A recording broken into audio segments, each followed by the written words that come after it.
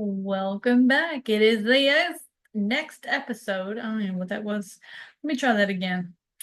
Welcome back to the next episode of Review Morgue. This time, as you can see on the background, we're going to be talking about the second movie with two of our greats, Mr. Karloff and Mr. Lugosi. We're going to talk about The Raven. 1935. Dun, dun, dun. And we actually had to get the actual DVD. Yes, we went old school. So it was really cool. Yes. Great reproduction though. So if you want to, it's on Amazon and it's really good. Yes. And I would the like quality was excellent. Yes, it was. There was great remixing and it's from the Universal Vault series. So they've done a great job putting it back into circulation since 1935. Yeah. And as you can see, we're together in the same room for the first time in forever. Yes. So hey, so we're having fun with this. Exactly, and we can blame it on the DVD. Yes. All right, Just make Jeanie. myself disappear. Yes. Okay. The movie box made The movie box made me disappear. But anyway, so one of the great things about this movie is it's 10 times better than the Black Cat. Yes, in my opinion. Yeah, but let's definitely hold our hisses and calls to the end. I'm just starting it off with I actually enjoyed watching this one. I did too, and it was really, really cool because we're at Jeannie's and her cat, Freebird, was a participant in watching this, and she literally sat here the entire movie and watched it with us. Her eyes were glued to the screen, and we're not making this up. So it was really cute. She actually did watch the movie and was listening and paying attention and reacted to the sounds and everything. Yes. So she wanted to be part of the cat hisses and the raven calls. I think she did. I think she did. So, Jeannie, who is the director of this film? Lou Landers. And this is actually, this particular film is the third movie that Karloff and Lugosi were in together, but it's the second Poe film. And within the realm of the other movies that they played in, it looks like this may be the second one is the only other Poe movie that they did together. Right. Or suggested by, I think is how the credits read. Yes, suggested by, which is very interesting because if you look at the poster on behind us, it says an adaptation of Edgar Allan Poe's The Raven, where in the movie it doesn't say an adaptation, it says suggested by, which I mean, if you think about it, if you've read the poem about the Raven, you know it's not going to make a full movie, and you have to take a little bit of literary license to make it into a movie. But I believe that they did very well by not only incorporating the Raven and staying true to the way it was written, but they incorporated a lot more of Edgar Allan Poe's essence of his other works in this one. I think I totally agree, and we don't want to give too many spoilers away, but I will say it starts out and Lugosi is reciting the Raven, and so that's a really cool thing. Yeah, especially with his voice. I mean, come on, absolutely. He, along with Vincent Price, Sean Connery, and Sam Elliott, have always had the greatest voices, in my opinion, for me, for reading anything. Christopher Walken did a rendition of The Raven, and it's really nice too. There's nothing beyond Vincent Price, though. He is the master of recitations. I mean, he is just macabre in general. Absolutely. But as we digress, let's bird walk, as a pun intended, back to the thing.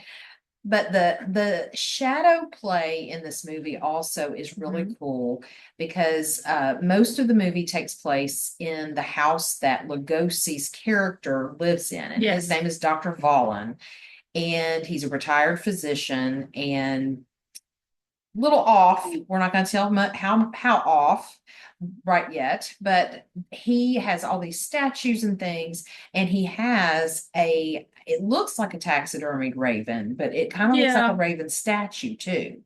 It does, but I think the way the feathers are, it's more taxidermic. Yeah.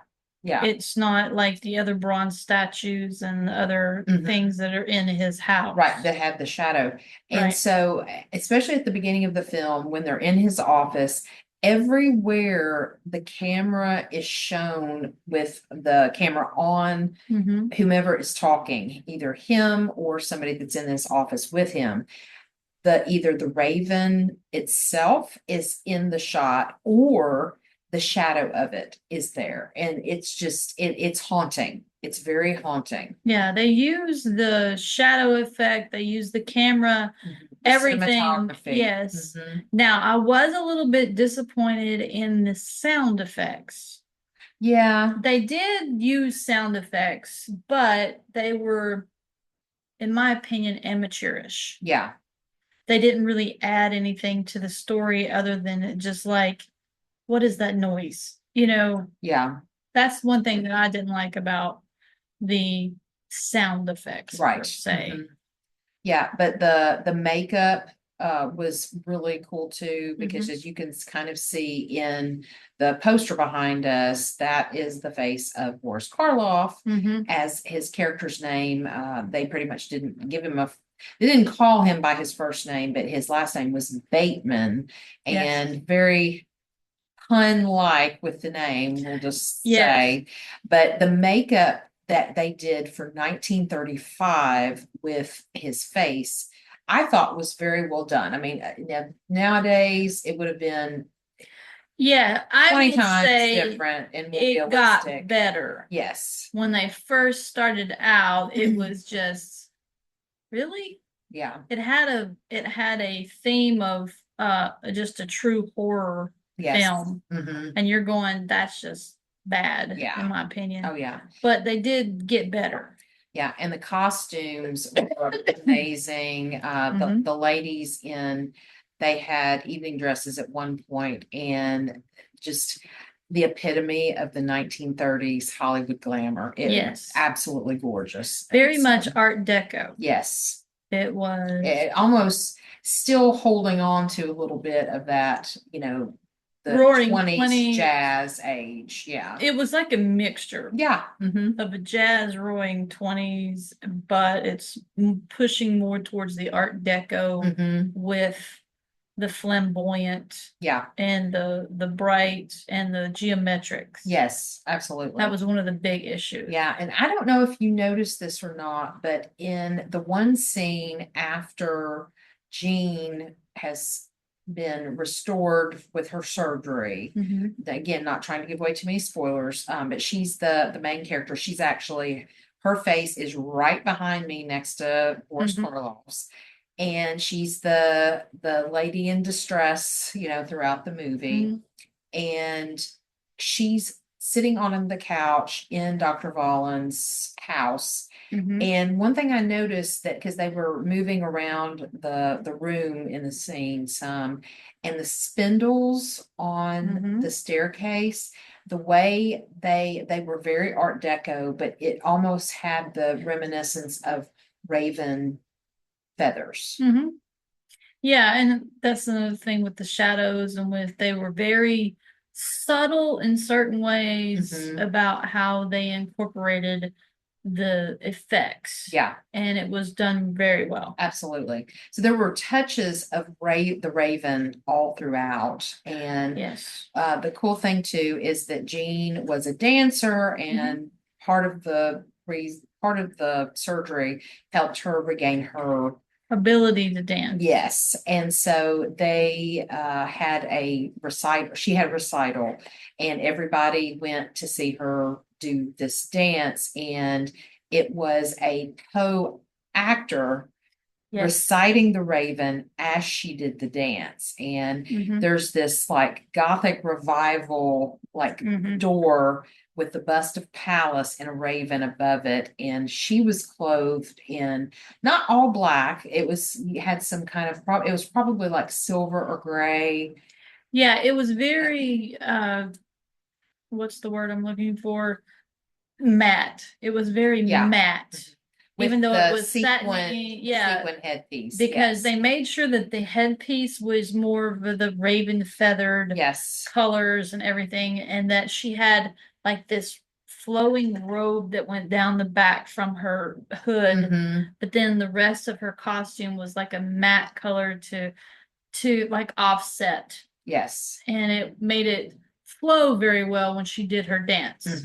So while she was dancing and the Poe character was reciting the Raven, and they had the music playing. And this is the one time I think the music fit very well. Absolutely. Yes. I was like, I would actually go watch that. If they put the Raven as a ballet, this would be great. Oh, absolutely. And I've actually seen in Nashville a few years ago, the Nashville Ballet Company did a ballet of the Raven. It was an opener for Lizzie Borden actually ballet, and it was amazing. But it was mainly the man, the narrator in the poem, but they had other ballet dancers coming through that were, the bust of Pallas, the Raven, and things like that. So that's what it reminded me of, and kind of brought me back to a really cool memory. So, well, that's cool. Thank you, Lamel. Yeah. I don't remember that happening, so it must have been the early days when I moved here. It's been a while. It's been a while, but I just the other thing too, as Jeannie said, it had a lot more Poe elements because Dr. Vaughn had basically a party, invited all these people to stay for the weekend.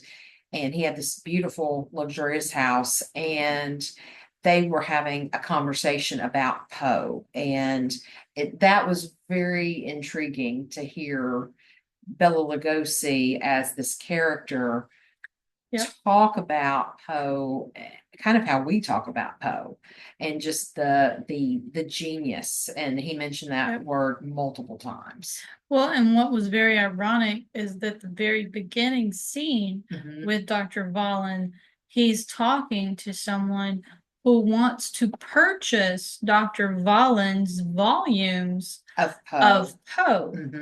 And that's when he alludes to how he's taking Poe's work and recreating some of the actual devices. You want to just say it? Yes. He builds a pit in the pendulum. So, he has torture devices down in the basement that are Poe themed, Poe-esque, very much so. And that's the one thing that I did think that was very well done was Boris Karloff portrays a fanatic for Poe and Poe's work. Not just for his work, but for the man himself. Yes. He keeps referring to him as a held down genius. Yeah. That he was held back, he was wrongly overlooked, those kinds of things. And I think the character of Dr. Vaughn has pretty much made himself Poe. Yeah. And he's emulating Poe. Yeah, he's wanting to what's the word? Revenge. Well, yeah. Avenge. Yeah, he did say he was avenging Poe for all the wrongdoings. Yes. And he does say that Poe was how did he say it? When Poe was alive, he was not traumatized, but he was overlooked and underappreciated, basically, which we've had those discussions before. And especially when it comes to his work. And that's what Karloff's character, Dr. Vaughn, kept pushing and pushing, was how his genius in the way he would write and what he would write about, especially when it come to torture and drama and those kind of things, how it was ill received and those types of things. Yeah, and that he was traumatized, and he, as he said it, he lost someone, and that was the lost Lenore. And so I don't know if just because of this is called The Raven, and kind of alluding to Poe's love was Lenore rather than his wife Virginia. It's hard to really say. And like if you could really read between the lines, that's who I would maybe say that they were going for, was his lost Lenore was Virginia. And we've actually speculated when we've talked about the Raven before about, and even in the other works like Berenice and all the ones that it's always alluding to someone in Poe's real life. Yeah. Like Absolutely. Virginia or his his mother, his step or his foster mother, right, or his first love, right. those kinds of things. But I think one of the things that was very interesting in this storyline is that Lugosi's character was definitely infatuated and obsessed. And I don't think ever actually came out and said that he was in love with the character. Right, with Jean. Yeah, with Jean. I think he was just, he wanted her to experience what Poe's loves experienced in his works. I think so. I think that's why he was so obsessed with her. He was using her as an outlet and the other characters, because it wasn't just her, it was her fiance who was the other doctor. It was her father who was the judge. Name, and Judge Thatcher. Judge Thatcher and other characters, which they just came into play and we have no idea where they just popped up. They were just part of the they were part of the weekend party. Yes. Yeah, he invited them over for a party for the weekend, which I thought was interesting. You know, why people nowadays, we have game nights and stuff, but no, that was like a whole weekend. Oh yeah. Yeah. And they had like dinner and they had all this wonderful games. They had an actual racetrack game. Oh yeah, it was actually kind of cool. That was It reminded me of like a toy train set, and the horses were running around this little wooden track, and it was really neat. It reminded me of roulette at Las Vegas. Well, yeah, that too. Well, but that was very interesting. And they had I think one of the things I really enjoyed about this was the different knickknacks, and we talked about the shadows and stuff, but the science-y behind it. That's not a true word I'm trying to think of. Like with the devices? Yes, that's it. Okay, yes. With the incorporation of inventions. That's what I was going for. Yes. The different inventions that he had that were definitely not standard for people. No, and that's the interesting thing too, because he, like we said, he was a retired doctor. And they never did say he was this kind of doctor. But with basically he was asked to save Jean at the beginning of the film by her father, Judge Thatcher.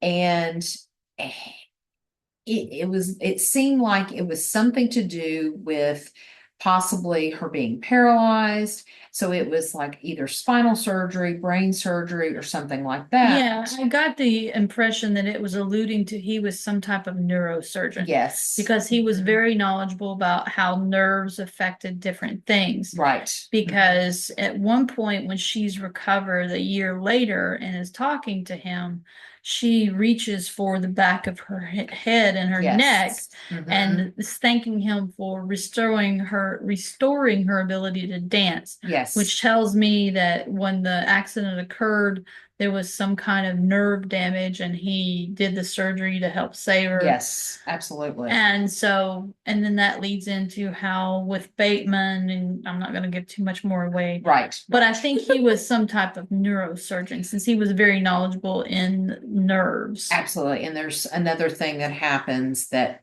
it's obviously about nerves. Yes. And it kind of makes sense that because he built all these torture devices himself, he kind of has his own lab and again the torture basement.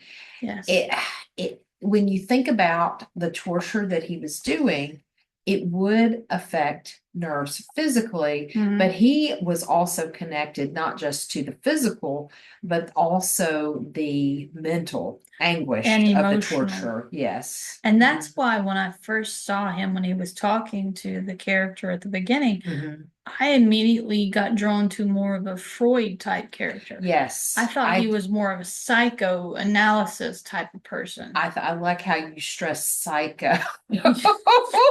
Very much so. Psychoanalysis. Yeah. Yeah. But yeah, I kind of thought that as well, especially just how he moved, how he spoke. And of course he had his classic accent. You can't have Lugosi without it. No. But very intelligent man. And one thing I do want to say, because I said it's the best line in the whole movie. Yes. So he's talking to Judge Thatcher about Jean, the daughter, and Thatcher kind of accuses him of, being out of his mind and things like that, that maybe he's become mad, he's retired, he's not doing things. And as soon as he says that, Bela Lugosi looks at him and then kind of does a double take and he goes, "Yes, I am mad." And it was brilliant. It was so Poe. It was so Poe. It was definitely, it's like he was definitely channeling Poe. Now, there were some instances with the dialogue where there are people forgetting their lines. Is that why they had to keep repeating themselves? Yes, because he told Bateman, Boris Karloff's character, to come into the next room with him, and he says, "Come and join me." And then he pauses and goes, "Come." And Boris Karloff is walking towards him. It's like, why did you have to say the second? Come on. Yeah, it's like he was trying to lead a dog with a treat or something, and I'm going. But that wasn't the only example of the repeating the same thing. Yeah, there was quite a few instances where they were kept repeating things. And not just that, the same character repeating the same line. It was, Karloff might have said something and then Lugosi followed with it or vice versa. Yeah. And some of the other characters as well. So the writing was well done for the entire movie, especially with some of the lines like, "Yes, I am mad." Yes. But some of the repetitiveness just seemed overly dramatic to the point of nonsensical, where it just didn't make sense. Yeah, I will say that this one was not as melodramatic as The Black Cat. This was more along the lines of a true story. Yeah. In my opinion, and one that I would say was in line with a Poe story. Yes, I agree. So it was very entertaining in that part of it. I mean, if it kept my cat's attention for the whole time, it had to be interesting enough, because either that or she's going, "What am I watching? Yeah. What's going on? Yeah. Or why is Carmen here?" Yeah. It's like, why is some other person in the house? So, but I will say that it is one of the more interesting adaptations so far. I agree. And I would definitely compare it to some of the silent films we've watched that we've really enjoyed, because to me, if your plot structure is not there, where it doesn't have a point, or it's the writing doesn't capture your attention, then it's like, why am I watching this? Yeah, why am I taking the time to want to see this? And I think the other thing that really intrigues me is that, yes, they've taken a poem That is a very popular poem that, Poe put out. They use some of the actual lines, which we all know by heart, but not very many of them. And they don't batter you over the head with the whole poem. They take the essence, the the feeling of most of the words from the poem and integrate it into the story. Yeah. Which I think is very well done, especially with the director. He did a great job in that. He really did. And I couldn't have asked for more. And we were talking about this before we watched the movie, how long it had been for both of us seeing this film. Yeah. And I think it's been 5 or 6 years. And so I didn't remember much of it. And so it's been a lot longer than that for me. Yeah. And so, liking it as much as I did, I'm glad I have the DVD. Yeah. Yeah. Now you got it and you can just, watch it anytime you want, because I think this movie would definitely warrant a rewatching in intervals. And just seeing how many more, we caught some of the shadows on the walls, those kinds of things. It'd be interesting to get a little bit more of the subtleties that they put in the movie. Absolutely. Yeah. So it would warrant more than once. Yeah. And we were also talking about this too. I say Jeanie mentioned that, the pit and the pendulum machine, however you want to call it. The pit and the pendulum. Yeah. It was there. And there was also one that we kind of looked at each other because at one point someone's placed in a room and we're not going to tell you if they live or die. You'll have to find that out by watching the film. Yes. But the walls are closing in. Now, yes, Bela Lugosi, Dr. Volin, he doesn't say it's from a Poe story, but he kind of alludes to it, I think, a little bit. Yeah, he alludes to the torture of a Poe. Yeah. Of something Poe would use as torture. Yeah. So we were like, we don't recall a story that Poe wrote where the walls are closing in. Now being buried alive was the closest thing. Yes. Being walled up. Yes. But an actual room where you were going to be crushed. Exactly. It just makes me think of Star Wars. Yeah, that's the first one. The Star Wars New Hope, where they're in the trash compactor. Yep. I'm like, good Lord, this was 1935. Star Wars hadn't even been written yet, so exactly. Yeah. But it was like, okay. But yeah, I'm like, I don't recognize that from anything of Poe's work. And we Googled it. I mean, and Jeanie and I both have read tons of Poe stories and poems. Not everything. But we haven't read everything. We're working our way through his works on Poe Unplugged.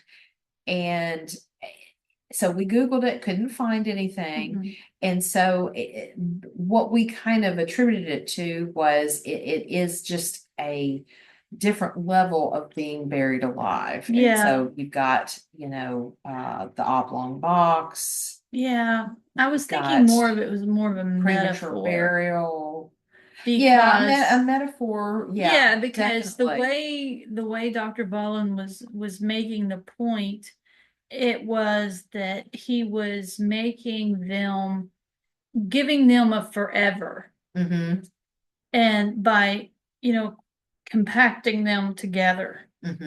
So that's kind of when I was thinking of with the metaphor that he was cementing their life together. Yeah. Because that was one of the things that it was going, I don't understand, but that's the only thing that came to mind for me. Yeah. And the other thing too is that for Bela Lugosi, this is his third Poe movie because you've got Black Cat, even though that is mostly very, very. It's got the dame and the black cat shows up once, so that's Pinot Poe in name only. Yes. And then you have the Raven, and then he was also in Murders in the Rue Morgue, the Yes. first one. So yeah, and he did a creepy job with that too. But Oh, that's absolutely. his shtick. He's creepy as it all.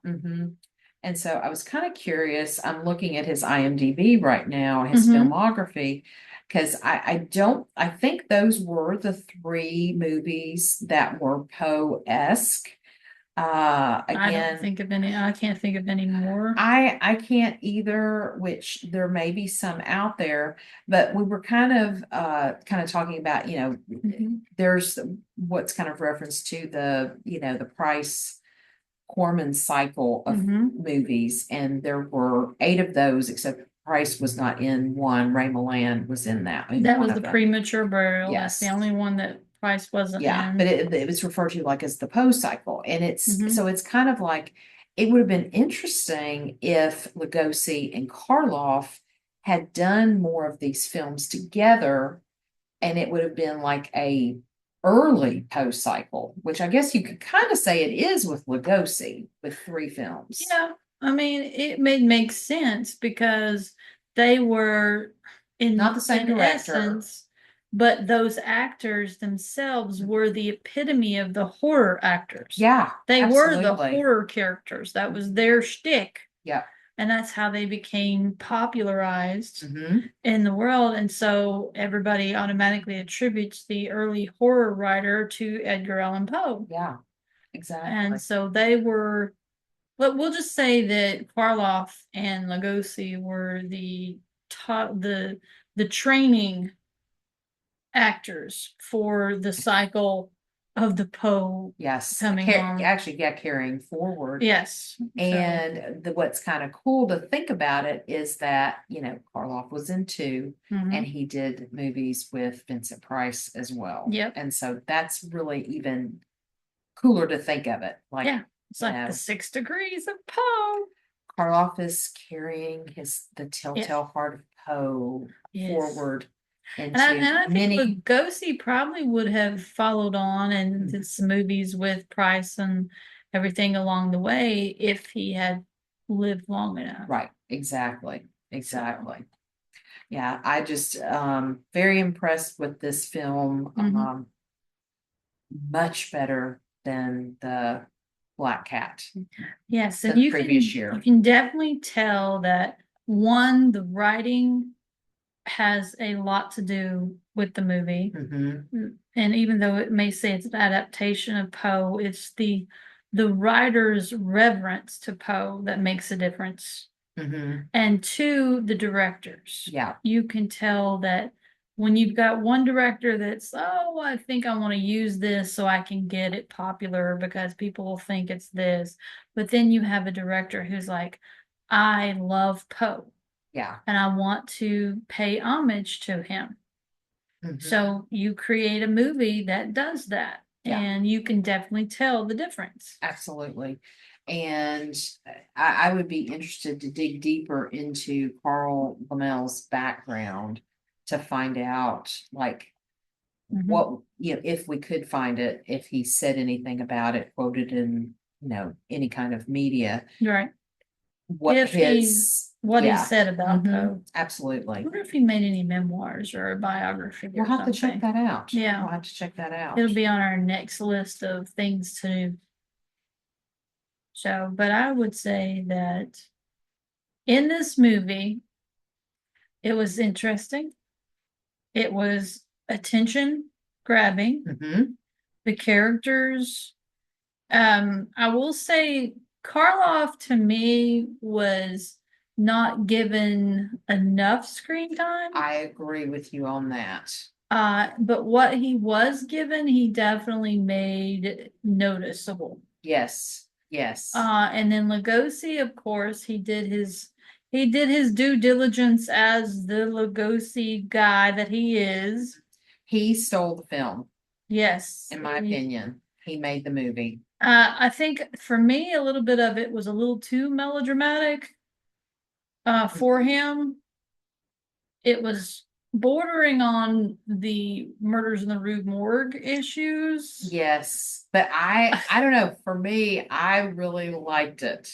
I really liked it. I'm not saying I disliked it. I'm just Yeah. saying that towards the end is when he really uh made himself stand out. Oh, yeah, absolutely. At the very beginning, I got a little going, let's not do the tall, dark, and stoic again.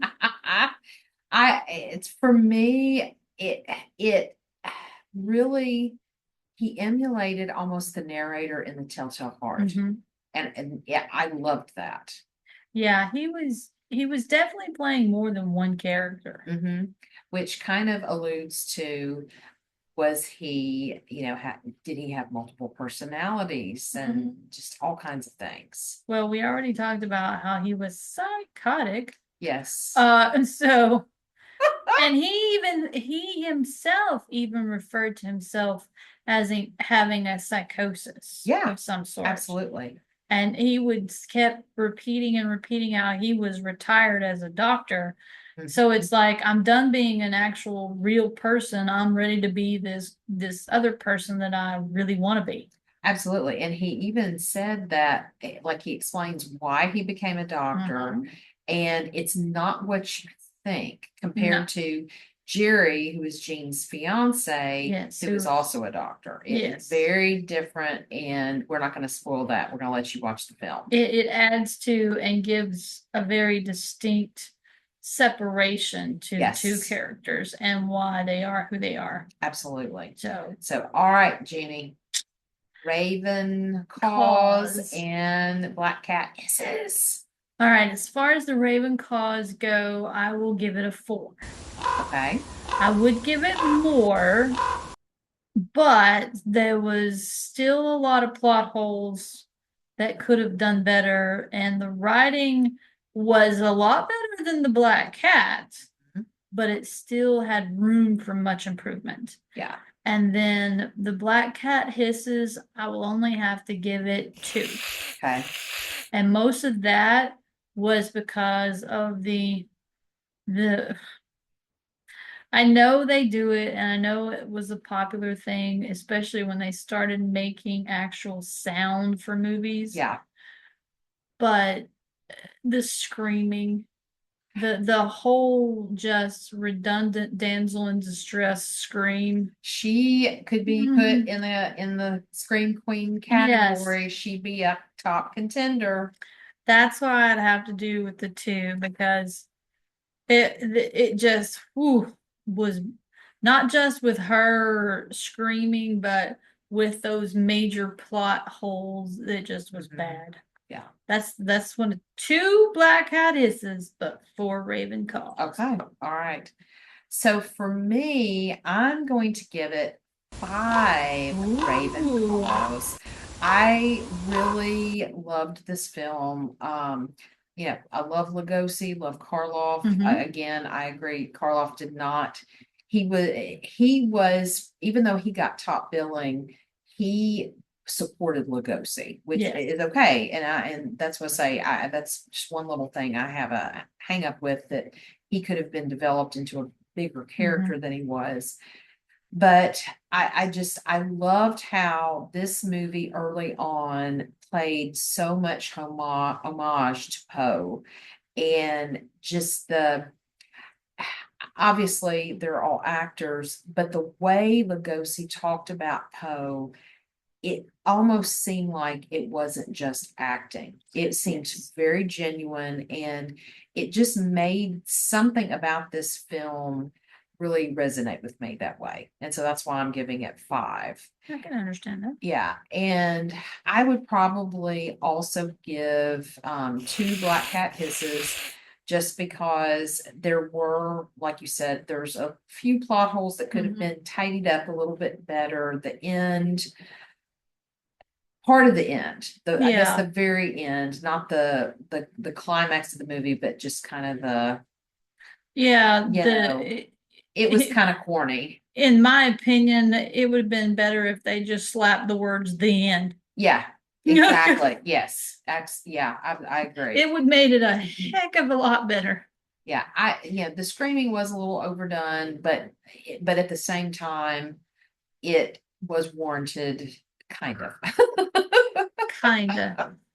For what it was and the Yeah. story, yes. I understand, but Yeah. still, eh. Yeah, so 5 raven calls and 2 black cat hisses. So. There you have it.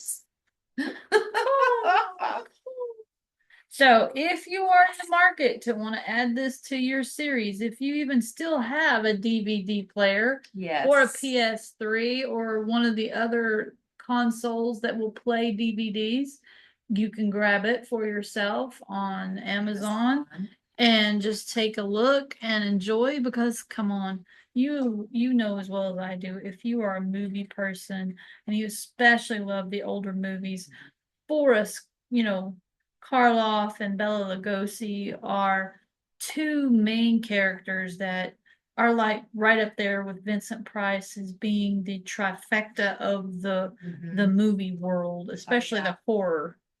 Yeah, throw in a little Christopher Lee and John Carradine. I mean, just Basil Rathbone. You've got there's a They're less the than a dozen. godfathers. You Yes. might as well just say it. Those three men are the godfathers of the horror films. They give the industry what we know they would have had. Classic horror. Yes. Instead of some of the stuff that we won't talk about. Yes. But and so, Jeannie, what are we watching for February? Ooh, now February, if I remember correctly, is it our next on our list is the 19. She keeps the list. Yeah, I've got my list. I keep track of my list. I can't Because remember. as we said before, I wanted to do an old school, do a more modern, and she goes, nope, we're doing it in order. Yes. So. Now we have The Crime of Dr. Crespi was 1935. I think that's our next one. Yeah, and I think because the next was the 1940 version with Basil Rathbone of the Black Cat. That's right. Yes. So yes, The Crime of Dr. Crespi is the next one that's coming, and it was directed by John Howard, but it stars Eric von Stroheim and Harriet Russell. Okay. I don't know these people. I've heard of Harriet Russell. I just can't think of what she played in off the top of my head. So, and it's got connotations to pose premature burial. Oh, nice. Okay. So, all right. But it's more the crazy premature burial. So not it's right that's not crazy enough. Yeah. So it's right up our alley with the Poe. It's not a true adaptation. It's just inspired by. Okay, that's all right. Exactly. We like those. Yeah. So stick around, pay attention. Next month, we're going to go back into the world of Poe via a premature burial. Yes. And the crazy Dr. Crespi. Yes. And if you like what we do, please subscribe to our YouTube, Poe Unplugged. Yep. And go like us on Facebook, Instagram, X. Yeah. Check out our website. We even have a Patreon.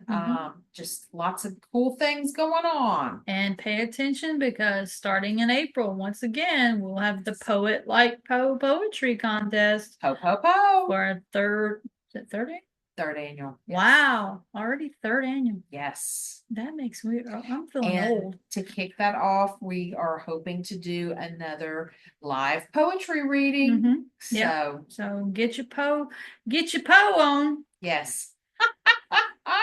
And on that note, we are Poe out.